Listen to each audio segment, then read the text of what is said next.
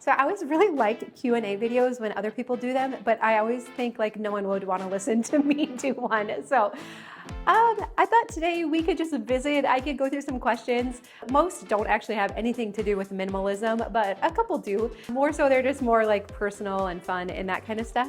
And so if you've got some wrapping to do, dishes, laundry to fold, if you fold laundry, then we could spend a little time together today. So there's two questions that kind of go hand in hand. One was, do you still want to adopt? And do you ever get baby fever when you see Cora? So Cora is Diana's 4-month-old. Diana is my twin sister. And I can honestly tell you, I do not get anything even remotely close to baby fever when I see Cora. I often think, oh man, we are so old to be doing that. And so I'm kind of glad that I'm through the baby season. What's been fascinating to me lately is that the age group that I've been really drawn to is more like the young teens, tweens, maybe even like 10 through 13, 14.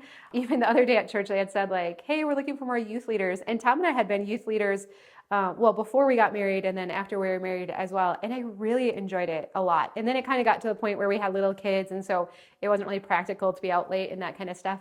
And I didn't know if that was just for a season. I actually didn't think I would expect to get to a point where I'd want to do it again. Because sometimes I think like, well, I'm not cool enough to do that.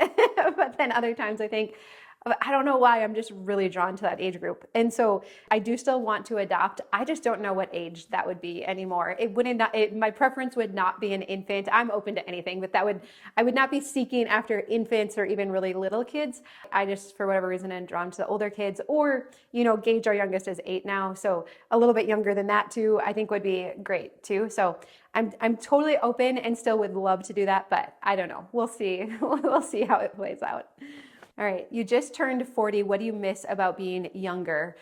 There's not much I miss. I appreciate the wisdom that comes with getting older and just like the security in who I am and knowing who I am. I feel like I can let things roll off my back much more easily now.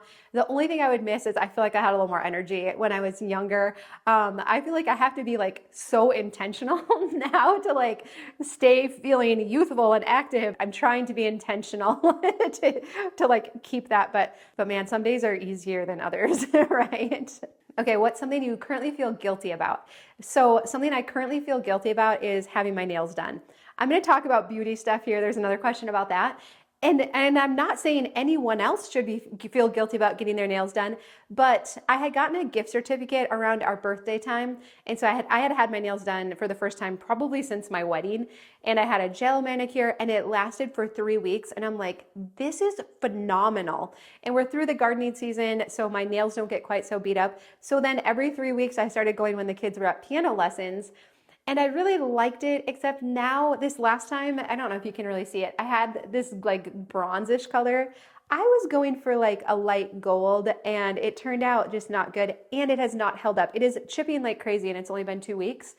And so now I'm feeling like I might be kind of over it, and I had started feeling like, is it worth the money, that's $33 plus tip, or not? And again, that's just for me. I know some women that go and like, that's your thing and that's your treat and all that. And I love that, like your self-care. I think that's awesome. But for me, I've just started feeling like, I think I could be putting that $33 plus tip somewhere else. So I don't think I'm going to keep doing it. But other than that, in more like a more serious answer to the like, what am I feeling guilty about right now?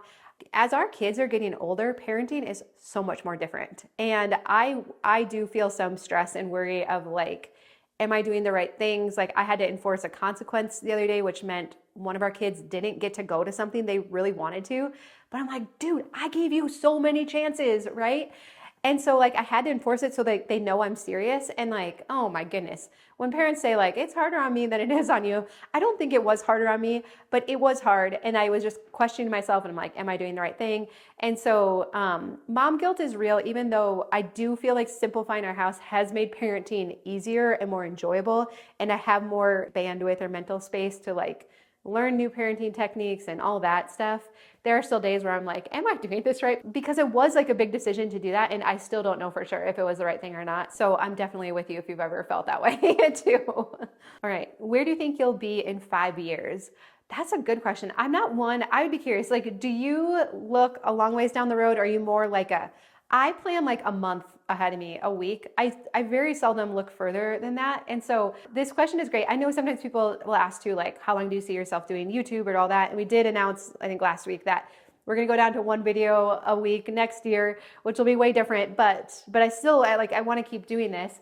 And so I've often thought, like, how long will we do YouTube? I don't know.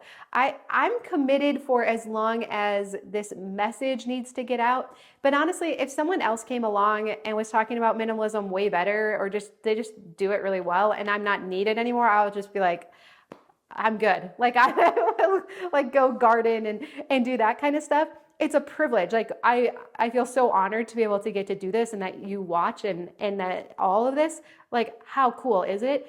But I have no idea how long we'll keep doing this. And so that was the other question too. Like, how long do you see yourself doing YouTube? I have no idea. And so I'm going to keep going as long as it feels like this message is still need to be heard. And I don't know, until people just stop watching, probably. I probably will get too old and uncool at some point, right? I don't know. Maybe not, but I'm joking. So I honestly have no idea. And then there was another question about YouTube. What's your favorite thing about YouTube, and what do you like the least? My favorite thing is like getting to spread the message about minimalism, because I feel like it has changed everything in our life. It has been like truly one of the best things we've done. And so I love, like, YouTube has made it so easy to get our message out and to share it and all that. So I truly am so grateful. So I don't even like to complain about YouTube. If there was one thing I could change, it's that I do feel like I have to be really clickbaity with titles to get new people to watch. Like, so many of you'll watch whatever we put out, and I am so grateful, and you like it right away and you watch it, and like, you're just the coolest. But I feel like to continue to get like new people and to increase our reach and to grow the views or whatever, that the titles just have to be clickbaity. And I really try not to go too far with it. I'll tell you honestly, there are even the title. I don't even know what the title's gonna be on this video. I've probably labored over it for like an hour, because I know it needs to be kind of clickbaity. You know, like a Q&A, it needs to have like, what are the words people use? Like juicy, personal, I don't even know. So I don't even know what the title is going to be, but I will have labored over it, because I would just prefer to put Q&A, right? Let's wrap gifts together or something like that. But I know that it'll do better if it alludes to something like, it makes you wonder, like, are they adopting kids, or, you know, some big life thing or whatever. Ugh, yuck. So I wish it wasn't that way, but it is what it is. So I apologize in advance if our titles are clickbaity. Like, I'm sorry. Like, it's truly not my preference. What are your top apps, and can I see your home screen on your phone? So it's kind of funny to me. I have never changed the backgrounds. Like, I still have the background that comes on your phone. So I'll show you like my home screen. Apps I use the most, like obviously photo and video, Spotify, Marco Polo. Do you use Marco Polo? I think that's like one of the coolest apps created, where you can send video messages back and forth. Now, obviously, I feel like I could talk a message better than like type stuff out, so I prefer it over texting. I just like that you can see the person and hear their tone and inflection and all of that. So Marco Polo for sure. I use the Kindle app a lot. Podcasts, I have a few I listen to. Those are probably like the main ones. I order coffee on my phone. Those are probably the biggest ones. Did I say Dwell? I have the Dwell app, so you can like listen to the Bible. Sometimes I have a hard time falling asleep. I like to listen to that. You can adjust like the music and the person's voice and all that. I think that's pretty cool. But yeah, probably Spotify, Marco Polo, and Dwell, Kindle, Audible, Blinkist. Shoot, now I was trying to be minimalist with my response. I do use Blinkist and Audible a lot too. So Kindle, Audible, Blinkist, they kind of all go in the same category. I have a little video editor, like all the videos in our Facebook group, our membership group. I edit those on my phone. So yeah, Instagram, Facebook, anyways. I guess I'm not as minimalist. Well, actually I am. I know people have way more apps on their phone than I do. So I need to stop apologizing. Okay. I love this. Do you feel pretty? If I really do my lashes and my makeup and everything and my hair just right, there's some videos where I'm like, that really came out well. On a day-to-day basis, I would probably say I would put myself in the cute category. And then there were the questions too. I love seeing the video with you and Diana about your beauty habits differences. How much do you actually spend on beauty? So again, before I started getting my nails done, It was like nothing. I'm gonna link, there's been some questions too about like what makeup do you use, because it is like all drugstore. Like I use nothing very fancy, but it's all stuff I've been using for at least a couple years. And so I really like it. So I'm gonna link to, I mean, it's like, eyeliner, mascara, concealer, powder, mineral powder foundation, and that's about it. So that is like the extent of my beauty routine. I color my hair at home. I use like the Madison Reed subscription. I'm not necessarily promoting it. It's just what I use. I don't really spend a lot, but with all that being said, I'm not down on it, because here's what I feel like I've learned since our bird feeders went up outside of our window, is that we're drawn to beautiful things. And so I don't actually think there's anything wrong with wanting to look pretty or beautiful in the things we've done. And we talked before, we had our eyebrows microbladed or whatever. I don't think there's actually anything wrong with that. I think we'd all agree there's probably a line where it becomes maybe a little too obsessive or a little too much, but I don't think there's anything wrong with wanting to look pretty or nice or presentable or respectable or anything like that. When we put our bird feeders up, I realized I was excited when the beautiful birds came to it. Like if a cardinal came, oh my goodness, everyone in the house knew it, right? The blue jays are phenomenal. And then you just have the little chickadee birds that are brown and they're not so cute and they're still fun to watch. But like when those like really cool birds came, you were just like in awe, right? And so, I mean, similar to when we travel, like we want to see the beautiful, cool places, right? So I don't think there's anything wrong that we're attracted to beautiful things. And so I don't get down on that at all, but I do keep my routine fairly minimalist just because that's just what I think works for me. But I love that we all get to pick like where that line is for ourselves. How do you de-stress? I've shared most of them, I think, but it is walking, time in the garden, reading fiction, and taking baths. So this time of year, we got a ton of snow in Minnesota. It's beautiful right now, but it's kind of cold. So I don't do as much outdoor walking. I end up being on the treadmill more, which is fine. But a hot bath at the end of the night with a good book on my Kindle, and I am like golden. I can get through anything if I know at the end of the day that is waiting for me. So those are definitely my favorites. Did the negative comments from last week's video on homeschooling or unschooling bother you? I didn't see them until Tom started reading a few, and don't go back and look. It doesn't matter. And I don't actually like to draw attention to negative comments because often I don't think they're actually intended to be negative. They're just bringing up another way to look at stuff. I do know this. Anytime we talk about our dogs or anything regarding the kids, whether it's homeschooling or gifts or anything like that, or well, now foster care, I'd add to the list too. There's always going to be comments on both sides of the fence. Like I just fully know that. And it doesn't really bother me because I know people are just very passionate. And I think even for myself a while back, I've probably made some statements in the past where I'm kind of like narrow-minded and like, this is the only way to do it, right? You need to do this and it's going to make life better and your kids better and your parenting better. And now I've started to see like, oh, I can see why you would do that. Or I can see like, I don't even think everyone should homeschool, right? I mean, I'm still human, right? So sometimes I'm like, and I want to like defend myself because I'm like, oh, I don't think you understood what I said, right? But then I realize like, it's okay. They can have their opinion too. But at least I do have enough confidence right now in my homeschooling and what we're doing.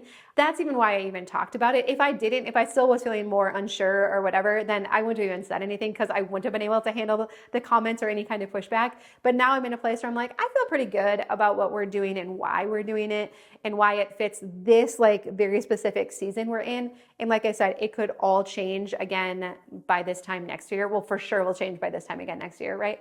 So I don't get as defensive as I did about it in the past, but there are still sometimes when you're reading, you're like, oh shoot, I just don't think they understood me, and it's fine. So that's the wonderful thing is we don't all have to agree about everything, right? So we take what helps and it works and then leave the other stuff, but sometimes easier said than done. Are you so proud of raising the money for Dorothy? So I haven't gotten an official update on the well, but it should be almost done. And the fact that I didn't raise the money, you raised the money, right? I shared the message. I fumbled together some bundt cake recipes into a printable.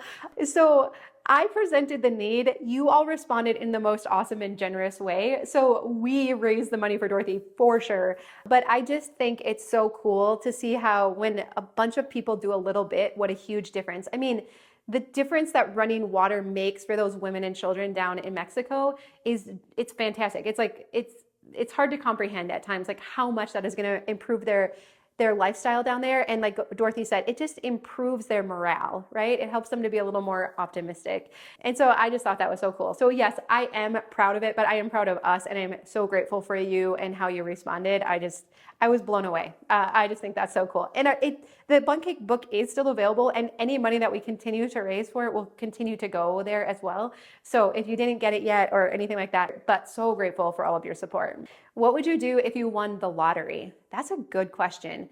I think the only thing I really value a lot right now is vacations. And I just think it's so fun to have something on the calendar to look forward to, and then getting that time away, whether it's camping or, from time to time we stay in an Airbnb. So I'd make sure like our travel account is fully funded. And then beyond that, I would probably give it away. It's so funny. I just feel like as each like month and year passes, I value physical possessions so much less. I don't know. I'm trying to think, like, is there something I'd be like, I would buy that? I don't know. Part of it probably too is my upbringing, and growing up on a farm, like you just worked hard for what you had. And I really appreciate that. But I feel like in some way winning the lottery would be something I didn't work for or earn. And it would just feel like, I don't know, it's not really mine to spend, or what, I don't know. I'm not saying this is like right, like at all, but I think that's what's making it a little bit hard for me to even mentally spend that kind of money in my head. Is just like, like, I don't know, there's something about it. I'm also reconciling it with too, we just also had, we went to Mexico, we met Dorothy and some other missionaries and other people down there doing awesome things. And then more recently, we had a couple at our church, and they run an orphanage down in Guatemala. And so they were raising money, and they have to itinerant speak, right? They have to go around to different churches to raise money, which is just a common model with that kind of stuff. And I just think like, that stinks that you have to keep worrying about raising more money and more money next month, especially when you're also doing all of this great work. So if we could share that money with them, how it just makes their lives so much easier, and so much easier what they feel called to do. So I don't know. I'll probably just cut this out. What is your current life motto? This is a good one. In the past, I've shared with you, like, I have mantras like that I've gotten from other people. One I've shared in the past is, if it were easy, everyone would do it. I think my current one I actually got from Matt Diabella on one of his videos, and it is, will it matter in 5 years? And it's just remarkable to me, the little things that just can frustrate me or annoy me on a daily basis. And when I step back and I say, would this matter in 5 years?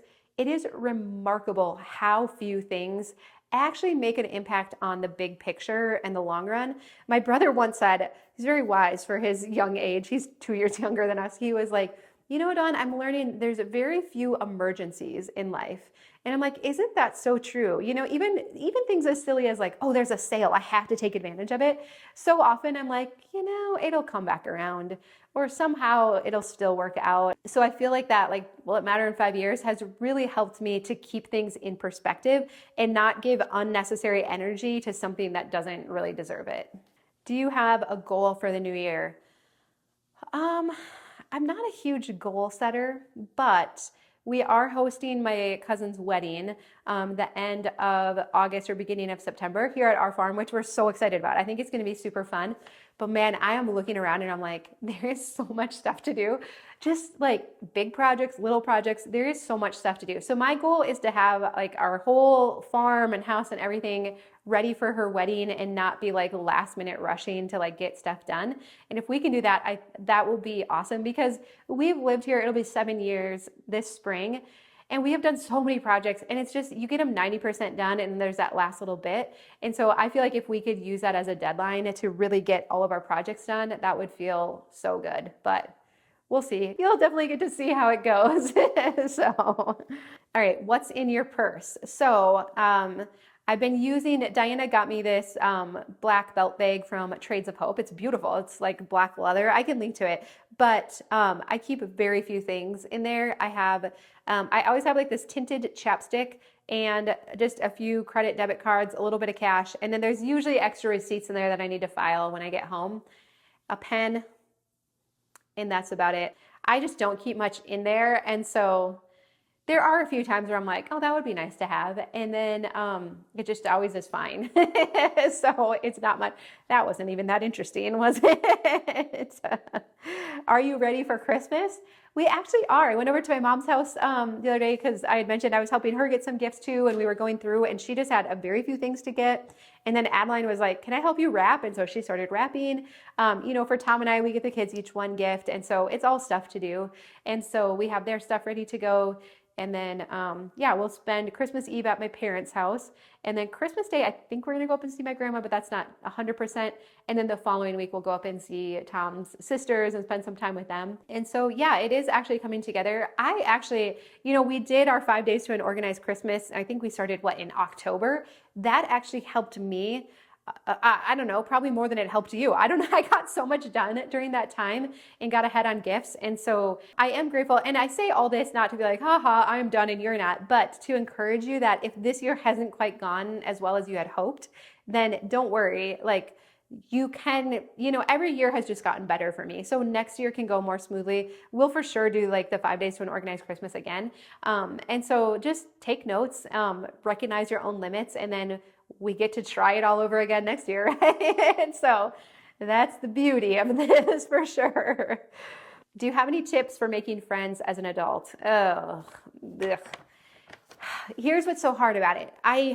Friendship is so important, right? We need people around us, but it can be tricky.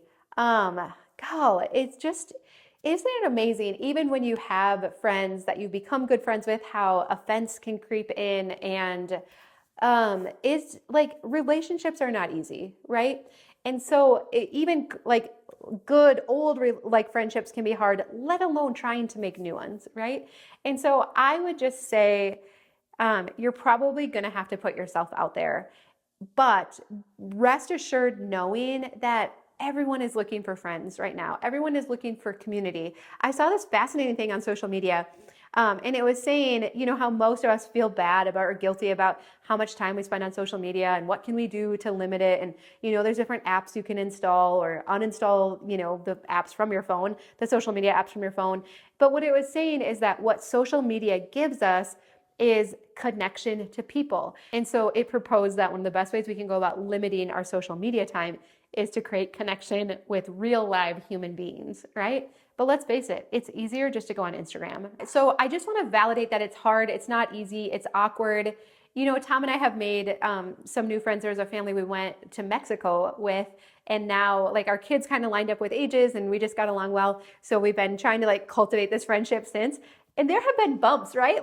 Tom, just the other day, he got a text and he was like, what do you think he means by this? And we're trying to decipher it. And so it's not without its bumps and awkwardness and sometimes stepping on each other's toes, but in the long run, it's really worth it. And so I'm really glad that we have pursued it. It hasn't, and we've shared before when Tom's like, I don't need people. And then now he's like, oh, I do need people. I'm actually very social, right? And so there has been for sure a learning curve with it. But I do think it's worth putting yourself out there in the chance. I think it's a highly likely chance that you will meet some friends, and they might not be people you ever would have thought you'd been friends with. But if you are willing to go through that process, I do think it is worth it. And I believe too that you're going to find some good friends as well. And it's hard if we've been hurt by friends in the past to have the courage to put ourselves out there, but we just need it, right? We need people. So it is worth it. How have your views on minimalism changed over the years? I just keep becoming more and more passionate about it. I think when the kids were little, it was really nice and it made my life easier. Now I honestly look around my house and I'm like, I don't know how I would do it if we weren't minimalist. There is just so much vying for our time and our energy and so much to try and manage. I mean, the kids come home with something practically every day, right? And so and so do we, let's face it, right? And so I just continue to feel so passionately about it. I hear the difference you say it makes in your life, and now learning more about the impact that stuff has on our mental health, especially when we're living in a time where there's so much anxiety and depression and ADHD and all those different types of things, that I just feel so passionately that it has never been more important than now. And so it's something I want everyone to, when I meet a mom, I'm just kind of like, how can I say this in a really nice way that like, hey, you probably have too much stuff, right? You're probably making your life harder than it needs to be. And I don't actually, like if I meet someone, I'm like never like, hey, did you know I'm the minimal mom? I do the opposite. I try to keep it like a secret for as long as possible. So I don't actually advocate for it in that way. But if I ever see the slightest opening, then I will mention it because my goodness, it just makes such a huge difference, doesn't it? And so that's definitely how I look at it differently now. I want to be a small group leader for your devotional, but I am nervous. Oh, that's so cool. So again, we have our devotional Decluttering by Faith, and then we're also encouraging you all to do small groups around it because it's so much better when we can do it in community. But we've also heard from many of you that you want to share minimalism and simple living with friends or people at church or other people, I mean, it is faith-based, right? So you would need to share that in common, but that you've wanted to talk about it, but you just haven't known how. And so we think this could be a great way to bring it up and to get a group of friends together or a group of people at church. But like this question, we also know that can be intimidating. Like Diana is the natural hostess. Even now she had just texted me like, hey, are you still bringing the cinnamon bundt cake to coffee on Saturday morning? And she said, don't worry, I'll make the icing and all that, and she just loves that, right? And then you have me where I would be very nervous that I would invite people and no one would come. And then like, how do you make the right snacks these days where it's like gluten, dairy, whatever free and all of that? And am I going to offend someone if I invite them to a decluttering small group and all of that, right? I would be running all of that and then just eventually disqualify myself, right? So we're actually doing like a private Facebook group for anyone who wants to lead a group. So if you've wanted to, but you're just not quite sure how to go about it or if it's right for you, we're actually doing our first live in there this Sunday morning. So if you want to jump in before then, and so anyone who purchases the devotional, you get access to our 6-week video series if you want to go through it on your own or if you want to lead a small group. And then you'll also get invited to this private group as well. So just so you know, that's happening this Sunday and we would love for you to join us. Would you ever move? It's hard with, my parents live very close by. Diana and Princeton aren't too far. And even Tom's family is within a few hours. So I don't think we would ever move, but man, especially at this time of year, it is very tempting to have some place where we could go in the winter for a few months. So no, I don't think we would ever move, but we do really like getting to go camping in the winter or go somewhere. So I think those trips will continue to get longer and longer. I mean, don't get me wrong. Tom looks at properties to buy all over the South, but it's actually tough right now because the kids don't want to be gone for a long time. They really like their homeschool co-ops and they're involved in a youth group and different things. So to even get them to be gone for 2 weeks right now has been like pushing it. So it's kind of tricky sometimes because we have the flexibility where we can work other places, but yet the kids are just like, nope, we want to be around our friends. They obviously aren't as influenced by the cold weather and all that. So I don't think we ever would, but it is sometimes fun to dream about warmer places this time of year. I saw last week about going down to 1 YouTube video a week. Just out of curiosity, how long does it take you to make a YouTube video? So that's actually was part of the reason why I decided to cut out the Friday videos is because those generally take the longest. So if it's more of just like a sit down and visit, talk, or share an idea where I'm just kind of sitting in one place kind of video, those usually take 4 to 8 hours to video and edit. And the ones that are like more project-based or we're making changes to the camper or traveling or different things like that, those can take up to 2 days, if not longer, to produce. And so it is a big time commitment. I've gone back and forth with using a video editor and not, and I still ultimately come back usually to editing it myself, just so I can edit out all the things I've said that I'm like, oh, don't say that. Like, why did you say that, right? I want to have that control still. So it is quite a bit of time that goes into it, but I love it, right? And that's what I said, like, I would rather make YouTube videos than homeschool, like, if I'm completely honest.